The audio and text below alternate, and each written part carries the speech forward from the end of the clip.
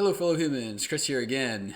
So today I want to talk about numbers again and YouTube algorithm stuff. Um, so YouTube is an interesting thing. My Anchor podcast has this cool thing where you can make money off the podcast regardless of how many listeners you have. If you do a little 30-second spot, kind of just giving a promotion to Anchor, you run it at the beginning of your episodes, you get about a penny per listen. I've kind of worked it out to roughly that. So it's not a lot, but as I said before, I was able to use the revenue off of that to purchase the microphone. The one that I don't want to mess with the audio. This one right here. The one that I have been putting links to. Um, so I was able to use it to buy that microphone, and I'm able to save up a little bit and hopefully use it to kind of reinvest in the show. Blah blah blah. You know the story.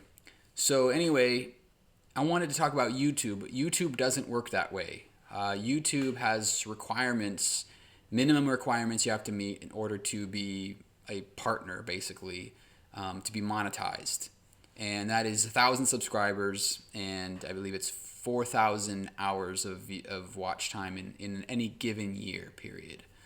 So suffice it to say, I have not reached that threshold yet. I've never really been big about imploring people to subscribe.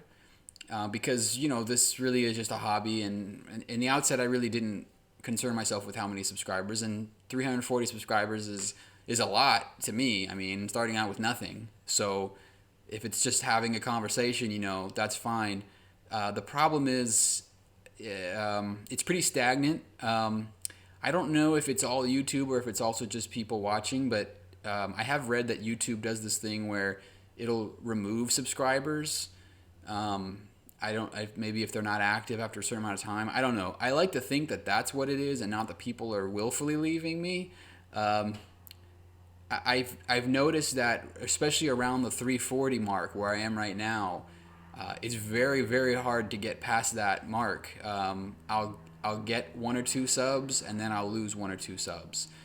And I've mentioned before, probably the most disheartening thing for me on this channel is posting a video and losing a sub.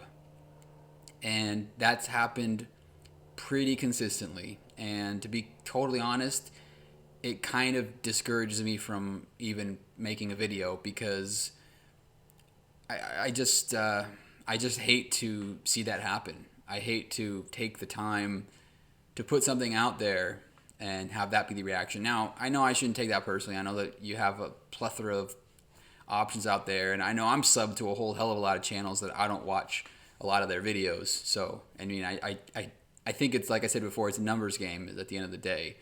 Even major YouTube channels don't get the amount of views matching up with the number of subscribers, so I get that.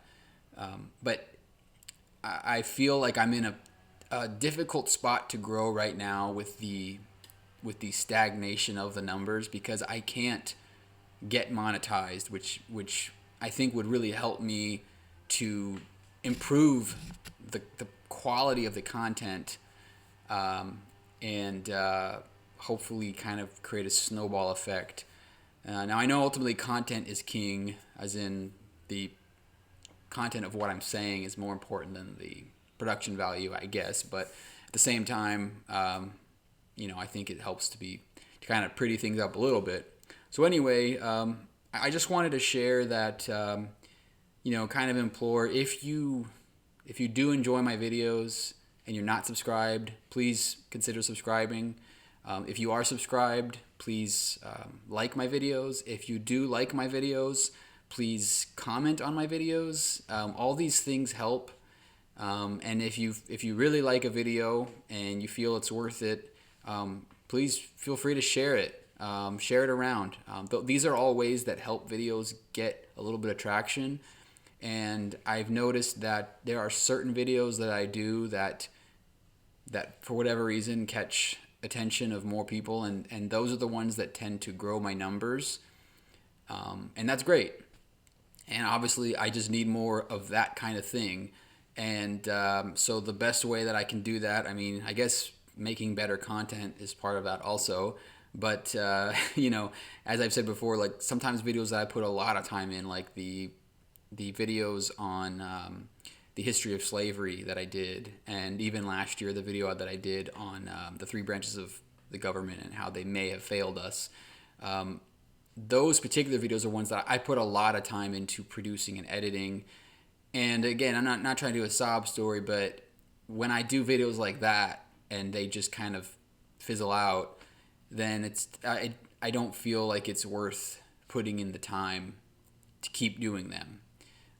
So I'm just asking as a favor, if you already like my videos, if you already watch them, if you can subscribe, comment, like, share, all of the above or any of the above. It all helps. And, you know, I guess I feel like there's a little bit of unfairness in the threshold with 1,000 subscribers, because I kind of think of it like the tax requirement for if you work. You have to work, I think it's 100 miles away from where you live in order to be able to write off the mileage on your taxes. But if you live, like in my case, I live 90 miles away from where I work, I can't deduct that. But if I live 10 miles more, I could deduct the full amount. I feel like that's kind of an arbitrary requirement. That's kind of how it feels with the YouTube thing.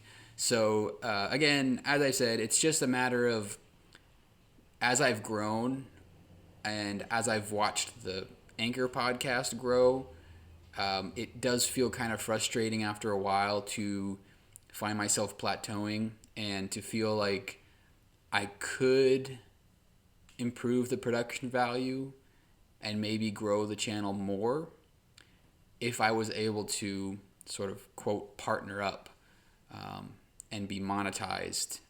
And then you kind of get that snowball effect. But right now, I'm really stuck. And if you look at, if you were able to see my analytics and the graph of subscribers over the last like 3 or 4 months, it's really depressing because it's just like that. It's not like this. It's not like this, and it's not like this. It's just like that. Because it's basically just I'm like gaining and losing 1 or 2 subs with every video. So, and as I've said before, like it's more disheartening to lose a sub than it is good to gain one. I guess it's just like a psychological thing for me. Anyway, that's just what I wanted to share. Oh, and I wanted to say that like I also missed the thumbs down button. The reason for that is, you know, for one, getting thumbs downs to me means that I'm actually reaching people outside of my little bubble. Because I assume that the subscribers aren't downvoting my videos too much. Although I do know there are subscribers that disagree with me, which I think is awesome. I love that I have subscribers that disagree with me. But even they are usually pretty respectful, and I don't think they're going out of their way to thumbs down. At least I like to think that. But anyway, it is good to know that I've reached a wider audience. So that's actually where I like the thumbs downs. I can still see them on my side, but you don't see them. But I also like that other people can see them because, like for me personally, when I get to a video, depending on who the provider, you know, depending on who the person is giving the content, their number of thumbs downs could influence whether I want to watch it or not and whether I like it or not. You know, if there's certain people that, like if there's somebody trashing Ben Shapiro and that person has a ton of downvotes, then I probably will enjoy the video because that usually means that he's trashing Ben Shapiro and all his Shapiro fans are coming in and downvoting his video. Anyway, that's just a small thing. It's just something that I wish YouTube would consider bringing back because like I said, I know it's weird, but I like the downvotes. Anyway, I'll get off my my little horse right now and let you get back on with your day. Thanks for checking in on me once again. Have a great rest of your day. And remember, don't be afraid to question the consensus.